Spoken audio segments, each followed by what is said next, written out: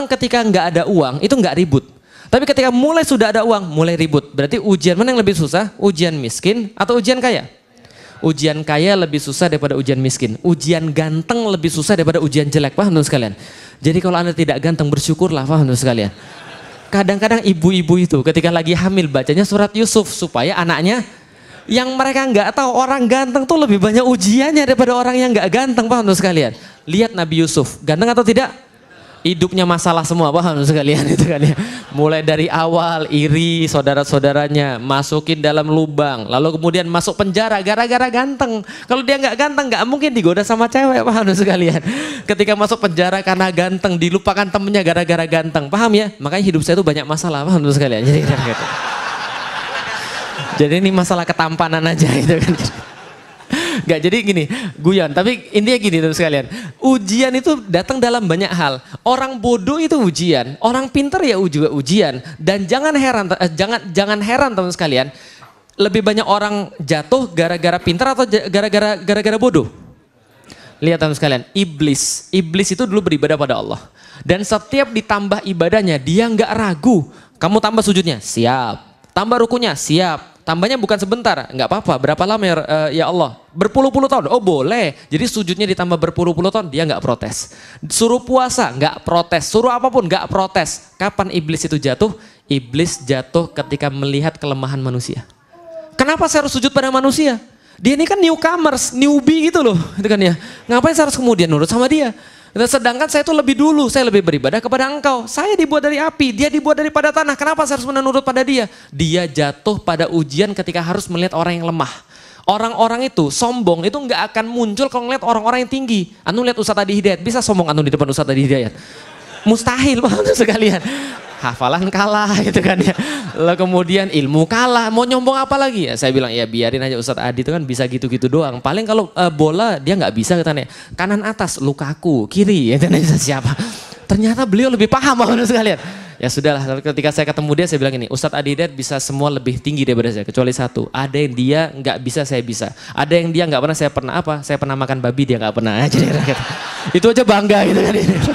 Gak, jadi kalau Anda ngelihat seseorang yang lebih tinggi ilmunya, lebih pinter, antum nggak mungkin sombong. Antum itu bisa sombong kalau antum lihat sesuatu yang lebih lemah daripada antum, paham teman sekalian? Ujian sombong itu bukan pada orang yang lebih tinggi, pada orang yang lebih lemah. Masuk kemudian masuk ke sini jam 3, masih sepi, marbot aja belum ada, keren banget gue. Jadi mulai muncul ketika antum membandingkan diri antum sama orang yang lebih lemah. Bisa dipahami? Tes itu lebih berbahaya yang kaya atau yang miskin? Yang kaya. Tes itu lebih berbahaya yang cantik atau yang nggak cantik? Yang cantik. Orang yang dikasih lebih oleh Allah itu tesnya lebih berbahaya. Maka kalau antum lihat ada orang yang dikasih keleluasan oleh Allah Subhanahu wa taala, berarti Allah percayakan tes yang lebih berat daripada antum. Kalau antum belum dikasih itu, berarti Allah lagi meringankan hidup antum. Bisa dipahami teman sekalian? Itu adalah yang kedua, namanya bala. Yang pertama namanya apa tadi? Musibah. Yang kedua namanya apa tadi? Bala. Dua-dua ini sama-sama dikasih Allah, baik pada orang mukmin, baik pada orang kafir. Mau dia beriman, mau nggak beriman, dia tetap dapat musibah, dia tetap dapat bala. Kapan antum berhenti dapat musibah dan kapan antum berhenti dapat bala? Kalau sudah jadi mayit. Jelas sampai di sini? Berarti selama antum masih hidup akan dapat apa tadi namanya? Musibah. Yang kedua dapat apa tadi namanya? Bala. Ada tipe yang ketiga yang merupakan tes, merupakan ujian yang lebih tinggi di antara yang lain, maka cuma disematkan oleh Allah pada orang-orang yang beriman. Itu yang tadi antum baca. Ahasiban nasu ayutraku ayyakulu amanna wa hum la yuftanun. Yuftanun diambil dari kata fa, ta, dan nun. Fa, ta, dan nun. F, T, dan N. Kata-kata apa yang antum ingat yang disusun dengan kata-kata fa, tak sama nun? Fitnah. Fitnah itu dari situ. Fitnah itu dari kata apa? Orang Arab berkata, fatantu zahaban. Aku lagi ngetes emas. Gimana cara ngetes emas? Gimana cara ngetes emas? Ada yang tahu? Ahli emas? Wah, miskin semua di sini kayaknya. Ada yang pernah tahu cara memurnikan emas? Diuji. Gimana cara memurnikan emas? Dalam kasus orang Arab dibakar sampai kemudian dia lumer dengan suhu yang sangat tinggi, sangat nggak enak banget. Itulah namanya Nah, saya lagi ngefitnah emas. Artinya saling ngetes emas. Saling ngefitnah kemudian emas supaya tahu kadarnya berapa. Itu namanya fitnah. Berarti kata Allah, ahasiban nasu ayutroku ayakulu amanna wahum la yuftanun. Maksudnya adalah, apakah kalian merasa kalian dibiarkan aja mengatakan saya beriman sementara saya nggak ngetes Anda sampai titik mana kemudian kadar keimanan Anda dengan cara seperti manusia ngetes emas, dibakar. Paham sekalian?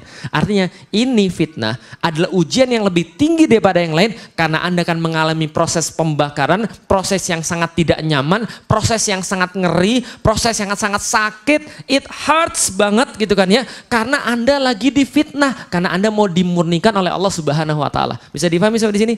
Pesan pertama, kalau Anda beriman auto fitnah. Jelas sampai di sini? Nggak mungkin kalau Anda beriman Anda nggak difitnah. Nggak mungkin Anda beriman Anda nggak diuji dengan metode fitnah. Nggak mungkin. Karena itu sudah janji Allah di dalam Al-Quran. Ahasiban nasu ayutroku ayakulu amanna wahum la yuftanun. Ya Allah saya beriman kepada Engkau ya Allah. Amantu billah. Langsung auto ujian. Paham sekalian? Antum sudah nggak usah tahu lagi. Antum sudah pasti diuji.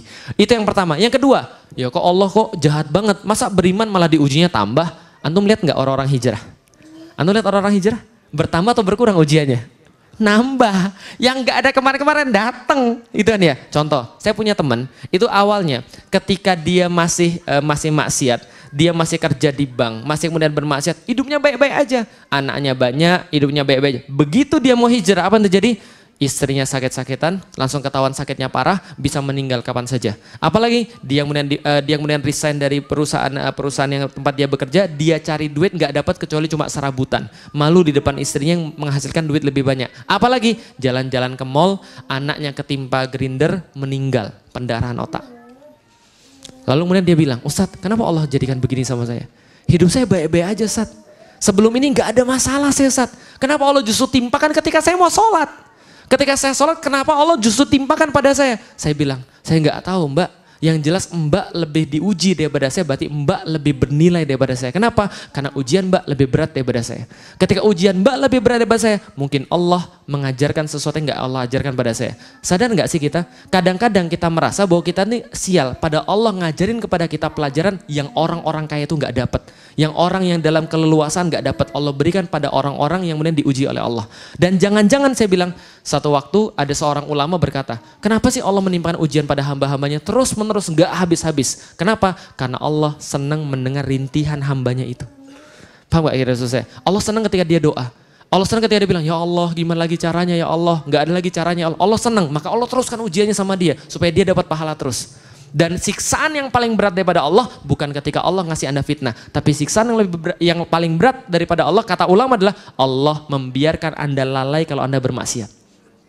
Paham maksudnya? Anda nggak ngerasa kalau Anda bermaksiat. Itu siksaan paling berat. Karena Allah bilang, seralu dah. Paham nggak ibu kita kalau lagi marah? Ibu kita kalau jangan, itu masih belum marah. Jangan, masih belum marah. Jangan dek, itu nggak boleh, itu belum marah. Kapan ibu kita kalau marah? Serah. Silahkan, pergi sana. Itu sudah marah. Allah kalau sudah begitu, itu sudah marah. Allah nggak mau peduli lagi sama orang, nggak diuji lagi dia. Kenapa? Fitnah itu adalah untuk seperti tadi. Ada teman saya yang lain, tatoan seluruh tubuhnya, hijrah, mau sholat. Ya Allah, ada aja dia bilang, Ustadz 3 bulan terakhir ini Ustadz, ada aja Ustadz. Istri saya nabrak mobil orang, harus perbaiki. Karyawan saya nipu, habis kemudian usahanya dari 17 jadi cuma tinggal 3 usaha. Apalagi duit dia kemudian ditelep sama orang, anaknya kemudian harus bayar ini lagi. Kemarin pergi ke Turki bareng-bareng saya, pergi ke Turki niatnya itu mau kemudian supaya jadi bahan pemasukan lah. Tiba-tiba pergi dari Solo ke Jakarta, lupa bawa paspor, harus beli tiket yang baru. Kenapa hidup saya begini? Saya bilang sabar, inilah namanya fitnah. Kalau antum mengatakan saya beriman, antum auto ujian. Teman-teman sekalian, kenapa? Satu, karena itu adalah kemudian cara Allah untuk menunjukkan bahwa Anda beriman. Yang kedua, Anda emas. Anda emas. Allah tahu Anda potensi emas, maka Anda dikasih ujian. Kalau Anda batu, nggak mungkin dikasih fitnah, paham teman sekalian? Karena ada emas, makanya dibakar, dimurnikan. Kalau Anda batu, ngapain dibakar, paham teman sekalian?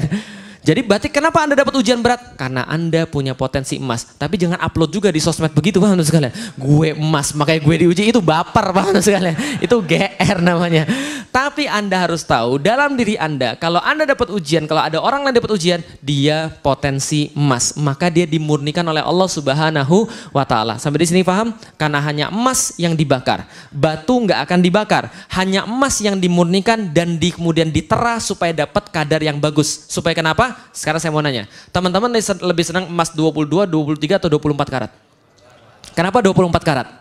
Lebih bernilai. Allah pengen Anda selesaikan semuanya di dunia. Sehingga nanti ketika kembali kepada Allah, Anda muncul dengan semurni-murninya emas, sebernilai-bernilainya emas. Ini yang Allah inginkan pada kita semua, yang Allah kasih fitnah. Bisa dipahami teman-teman sekalian?